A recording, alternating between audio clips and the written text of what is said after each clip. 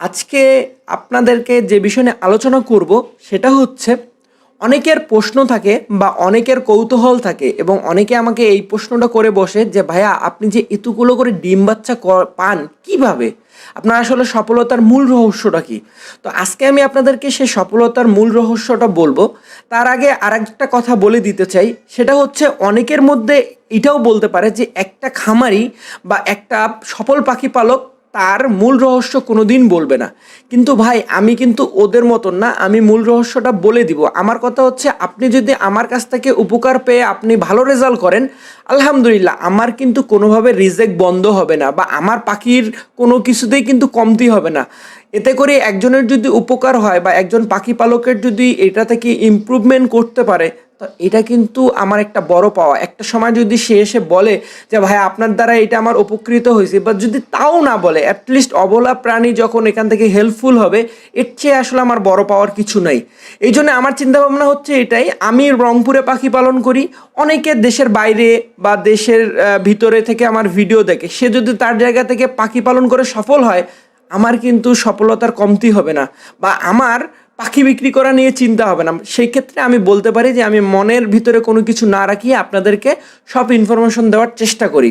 তো মূল কথায় আসি, আমি আজকে আপনাদেরকে যেটা জানাবো সেটা হচ্ছে এই ছয়টা নিয়ম বা এই ছয়টা টিপস যদি আপনারা পালন করেন, তাহলে ইনশাল্লাহ আপনারা পাখি পালন থেকে, অর্থাৎ বাজিগর পাখির প্রতিটা হাড়ি থেকে 4টা, সর্বনিম্ন 4টা, সর্বোচ্চ 6টা পর্যন্ত বাচ্চা সংগ্রহ করতে পারবেন। তো আপনারা এটা কিভাবে করবেন সেটা আপনাদেরকে আজকে মূল মন্ত্রটা বলে দিব। অবশ্যই আপনারা এই অনুযায়ী কাজ করবেন। তো সর্বপ্রথম এই 6টার সবচেয়ে বড় যেটা হচ্ছে, যেটার সাথে সব কিছুরই সংগঠিত, সেটা হচ্ছে গাইডলাইন। আপনারা আপনাদের পাখিকে যদি সঠিক গাইডলাইনের মাঝে রাখেন, সঠিক গাইডলাইন বলতে ফুল একটা প্যাকেজ। ফুল প্যাকেজ বলতে আপনি যেমন ফার্স্ট অফ আমি মনে করি গাইডলাইনের মধ্যে বড় খাঁচা দেওয়া, খাবার দাবার ঠিক দেওয়া, তারপর হচ্ছে ওদের সঠিক যত্ন নেওয়া, ওদের সাথে ফ্রেন্ডলি হওয়া, অর্থাৎ ভয় কাটিয়ে তোলা। সো এগুলোকে আমি মনে করি যে একটা গাইডলাইনের একটা তালিকার মধ্যে পড়ে। তো এটা হচ্ছে 1 নম্বর, যেটা আপনাদেরকে এটা প্রথমত ঠিক করতে হবে। এখন অনেকে বলবে ভাইয়া এইটার সাথে ওইটা কি? আপনি যদি প্রথমে আপনার গাছটাকে ঠিক না রাখেন, সে গাছটা থেকে ফল কিভাবে পাবেন? আপনি যদি আপনার পাখিটাকে আগে পরিচর্যা না করেন বা আপনি যদি আপনার পাখিটার সাথে ফ্রেন্ডলি না হতে পারেন, ভয় কাটায় না তুলতে পারেন, তাহলে ওর কাছ থেকে কিভাবে ডিম বাচ্চা করাবেন অনেকগুলো করে? এই জন্য আমি মনে করি 1 নম্বর হলো গাইডলাইন ঠিক রাখা। 2 নম্বর যে জিনিসটা, গাইডলাইনের মধ্যে খাবার দাবার তো অবশ্যই একটা গাইডলাইনের মধ্যে যতগুলো দরকার সেইটাই। আর আপনারা যদি কেউ চান আমার সাথে যোগাযোগ করে আমি আপনাদেরকে গাইডলাইনের কথাটা আবারও বলে দিব যে কিভাবে কি করবেন। 2 নম্বর যে জিনিসটা করতে হবে, আপনারা অনেক পরিমাণে ডিম বাচ্চা পাওয়ার জন্য খাবার দাবারের পাশাপাশি কিন্তু সাপ্লিমেন্টের ব্যবস্থা রাখতে হবে। সেক্ষেত্রে আমি মনে করি ব্রিডিং কোর্স, আপনাকে মাস্ট বি ব্রিডিং কোর্স করাতে হবে। ব্রিডিং কোর্স করালে হবে কি, একটা পাখি যখন গাইডলাইন করার পরও সে একদম রেডি হয়ে যাবে, রেডি হওয়ার পর যখন আপনি তাকে ব্রিডিং কোর্স করাবেন, তখন কিন্তু সে ওখান থেকে আলহামদুলিল্লাহ আপনার রেডি হয়ে কিন্তু ডিম বাচ্চা করতে যাবে। সাপোজ ওই পাখিটার শরীরে ইমিউনিটি আছে হচ্ছে 2টা বাচ্চা তোলার, এখন আপনি যখন এই সাপ্লিমেন্টগুলো ইউজ করবেন, তখন কিন্তু অলরেডি তার আরও 2টা বাচ্চা বড় করার অ্যাবিলিটি তৈরি হবে শরীরের মধ্যে। ওই জন্য আমি মনে করি আপনারা সাপ্লিমেন্টগুলো ইউজ করে, অর্থাৎ ব্রিডিং কোর্সটা আমি ডিসক্রিপশন বক্সে লিঙ্কে দিয়ে দিব, যারা ইউটিউবে ভিডিও দেখেন, এবং আই বাটন আছে, আই বাটনও দেওয়ার চেষ্টা করবো, ওখান থেকেও দেখে নেবেন। আর দ্বিতীয়ত কথা হচ্ছে যেটা আপনারা করবেন, এইটা একটা 3 নম্বর যেটা আমি মনে করি সেটা হচ্ছে ক্যাঙ্কারের কোচ।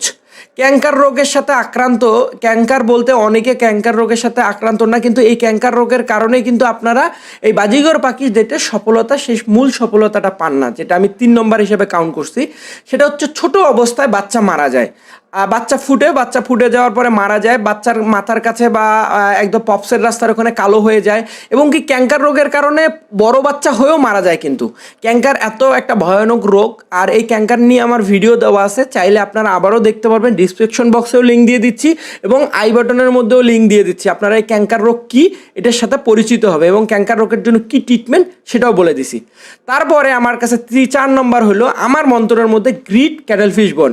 গ্রিডটা আমার যে গ্রিডটা খাওয়াই, আমি মনে করি আমার গ্রিডটা অনেক হেল্পফুল। মানে অর্থাৎ এটা আর একটা ঔষধের কাজ করে আমার পাখির বাচ্চা বড় করার ক্ষেত্রে। ওই জন্য আপনাদের অবশ্যই যখন পাখি ব্রিডিংয়ে থাকবে বা বাচ্চা ফুটে বের হবে তখন কিন্তু এই গ্রিড আর ক্যাটেল ফিশ আনলিমিটেড ফেলা দিয়ে রাখবেন, যাতে পাখি তাদের ইচ্ছা মতন খেতে পারে, ইচ্ছা মতন ওখান থেকে খেয়ে যেয়ে ওদের বাচ্চাকে খাওয়াতে পারে। আমি যতটুকু দেখছি গ্রিড না হলে ছোট ছোট বাচ্চা, এই যে এখানে দেখতে পাচ্ছেন 1 দিনের বাচ্চা 2 দিনের বাচ্চা, এই বাচ্চাগুলোকে যদি গ্রিড মুখে না দেয় হজম শক্তি করতে পারে না, যার কারণে কিন্তু অনেক সময় হজম না করার কারণেও মারা যায়। তো অনেকে ক্যাঙ্কারের কারণে কিন্তু মারা যায়। তো ক্যাঙ্কারের ট্রিটমেন্ট করবেন কিভাবে ওইটা কিন্তু ওই ভিডিওতে দেখে নেন। তা 4 নম্বরে আমি মনে করি গ্রিড এবং ক্যাটেল ফিশ বন দেওয়া, এই দুইটা জিনিস আপনাকে অবশ্যই দিতে হবে। 4 নম্বরে আমি যেটা মনে করব, যখন আপনার এই যে পাখির এখানে দেখতে পাচ্ছেন এখানে মোট 6টা বাচ্চা, এই 6টা বাচ্চা যখন হয়, এই 6টা বাচ্চা হলে আপনারা জানেন পৃথিবীর সবচেয়ে ছোট দানা হলেও কিন্তু কাউন, তারপরে হলো চীনা। এই চীনা কাউন যখন আপনি প্রতিটা পাখি বাচ্চা ফুটে নিয়ে যে ওদের বাবা মানে এইগুলো 6টা 5টা বাচ্চাকে খাওয়াতে গেলে ওদের বাবা মার জন্য কিন্তু অনেক কষ্ট হয়ে যায়।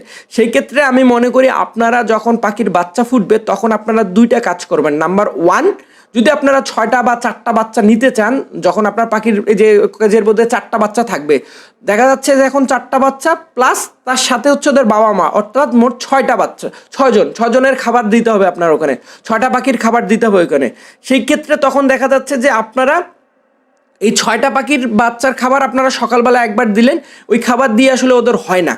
আগে যখন আপনারা 2টা পাখির খাবার দিতেন, ওই খাবারটা যখন 6টা পাখির জন্য দিবেন তখন কিন্তু হবে না।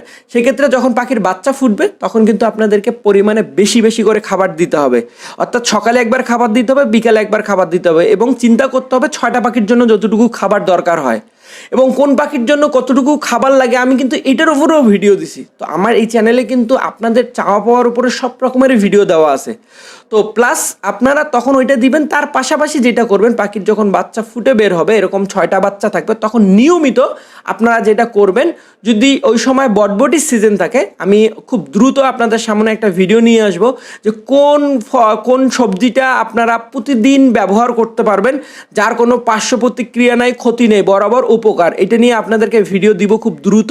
তো আপনারা তখন কি করবেন, যখন বাচ্চা ফুটে বের হবে এরকম 5টা 6টা বাচ্চা বের হয়ে আসবে, তখন আপনারা যেটা করবেন যে বেশি করে শাকসবজি দিবেন, সপ্তাহে 1 দিন করে সফট ফুড দিবেন এবং সপ্তাহে 3 দিন শাকসবজি দিবেন। তখন হবে কি, নরম খাবার নিয়ে যে পাখিগুলোকে খাওয়াবে, দেন ওদের বাবা মার হেল্প হবে, বাচ্চাগুলোকে দ্রুত বড় করে আসবে তখন। আর আপনারা দেখা যাচ্ছে যে এই যে স্ক্রিনের মধ্যে দেখতেছেন, এইটা হচ্ছে আমার সর্বশেষ স্টেপ, সেটা নিয়ে আমি আলোচনা করতেছি। আপনারা অনেকে আবার ভাববেন যে স্ক্রিনের এইটা থেকে বের করে দেখাচ্ছি। তো আপনাদেরকে যেটা বলতে চাচ্ছিলাম যে শাকসবজি দিবেন, যে চীনা কাউন কিন্তু যে ওদের ভিতরে দানাটা বের করে নিয়ে এসে খাওয়াতে হচ্ছে বা অন্য দানা কিন্তু বের করে খাওয়াতে হচ্ছে, কিন্তু শাকসবজি বা নরম খাবার যেমন ডিম, পাতরকুচি, যেটা আমি হচ্ছে সফট ফুড দিয়ে থাকি, সেই সফট ফুডগুলো যদি আপনারা দেন, এই পাখি খাবারগুলো কিন্তু এরা সোজাসুজি নিয়ে যে এদের বাচ্চাকে খাওয়াতে হচ্ছে, খোলটাতে হচ্ছে না, এবং অল্প খেলে পরিমাণ বেশি করে পাচ্ছে যে বাচ্চাকে প্রোভাইড করতে পারে।